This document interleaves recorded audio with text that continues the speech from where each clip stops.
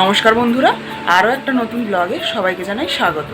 আশা করছি যে যেখানে আছো ফ্যামিলির সাথে ভালোই আছো, আর যে যার ইউনিফর্মের জন্য লড়াইটাও অব্যাহত রেখেছো। তো আজকে হচ্ছে রাখি পূর্ণিমা, বাড়িতে অনেক কাজ, যেহেতু বাড়িতে পূর্ণিমার পূজা হবে অনেক দিন ধরেই হয়ে আসছে, প্রায় 3-4 পুরুষ ধরে। তো একটা বিগ্রহ আছে ঠাকুরের, তো ব্রাহ্মণ ঠাকুর আসবে, তারই জোগাড় জান্তি চলবে সারাদিন, একটু ব্যস্ততার মধ্যে দিনটা কাটবে। তো চলো তোমাদের সাথে সবটাই শেয়ার করে নিই আজকে। সকালে উঠে দেখলাম আকাশটা পরিষ্কার নয়, ঝিরিঝিরি বৃষ্টি হচ্ছে, তাই আর মাঠে না গিয়ে বাড়িতে ওয়ার্কআউট সেরে নিলাম। আর কিছু ফলমূল খেয়ে, যেহেতু পূর্ণিমার পুজো, বাড়িতে অনেক ফলমূলই অ্যাভেলেবেল ছিল, একটু ফলমূল খেয়ে বসে পড়লাম পড়তে। আজকের পার্ট হচ্ছে ইতিহাস থেকে আজকের একটা চ্যাপ্টার পড়ছি, সেখানে 131টা মতো এমসিকিউ রয়েছে, যেগুলো একবার করে রিভিশন দিয়ে নিচ্ছি। তারপরে ঝটপট উঠে যাব স্নান করার জন্য, যেহেতু আজকে পূর্ণিমার পূজা, আগেই বললাম অনেক কাজবাজ রয়েছে বাড়িতে। তো চলো। ওদিকে মামারা অফিস যাবে, কেউ কাজে যাবে, তার সমস্ত রান্না বান্না সেরে মাসি এদিকে পূর্ণিমা জোগাড় করতে লাগলো, আর হাতে হাতে কিছু কাজ আমিও করে দিলাম। আর এখন ব্রাহ্মণ দাদু এসেছে পূজা করতে, আর ওই যে দূরে গোপাল ভাই, ওকে রাখি পরানো হয়েছে।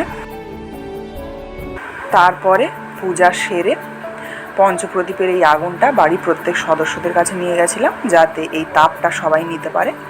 তো এই তাপটা খুব শুভ বলেই মানা হয়, সেই জন্য। আর তারপরে পূজা সেরে ঠাকুরের প্রসাদ সবাইকে বিতরণ করে নিজেও খানিকটা খেয়ে চলে আসলাম নিজের ঘরে।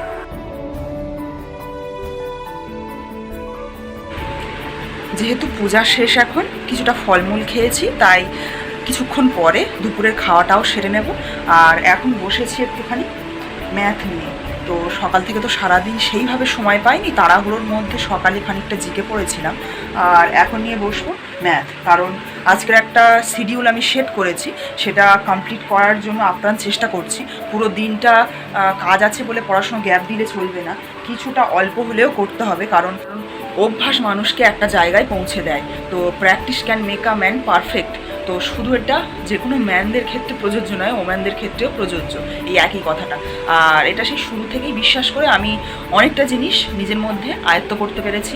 তো যাই হোক, এত কিছু না বলে এটাই বলতে চাই, তোমরা যারা কাজের চাপে পড়াশোনা করতে পারছো না, তো চেষ্টা করো কাজগুলোকে সামাল দিয়ে যতটা সম্ভব কমপ্লিট করে, তারপরে দিনের একটা সময় অন্তত নিজেদের জায়গাগুলো, যে স্বপ্ন যেটা দেখেছিলে তার জন্য যে কর্মগুলো করা দরকার, সেইগুলো খানিকটা হলেও করার চেষ্টা করো।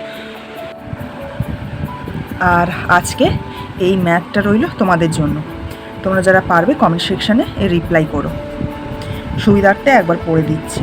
একটি মোটর বোট স্থির জলে 36 কিলোমিটার/আওয়ার বেগে যায়। স্রোতের প্রতিকূলে এটি 1 ঘন্টা 45 মিনিটে 56 কিলোমিটার যায়, আর স্রোতের অনুকূলে একই দূরত্ব অতিক্রম করতে কত সময় লাগবে? তো এই 4টে অপশান, এর মধ্যে কোনটা সঠিক হবে আর সেটার ক্যালকুলেশন। তো আজকের ব্লগটা রাখছি এতটুকু। যদি কোনো পার্ট তোমাদের ভালো লাগে কমেন্ট সেকশনে অবশ্যই জানিও, আর দেখা হচ্ছে নেক্সট ব্লগে। ততক্ষণের জন্য সবাই প্রিপারেশন করতে থাকো, আর খুব ভালো থেকো। টাটা।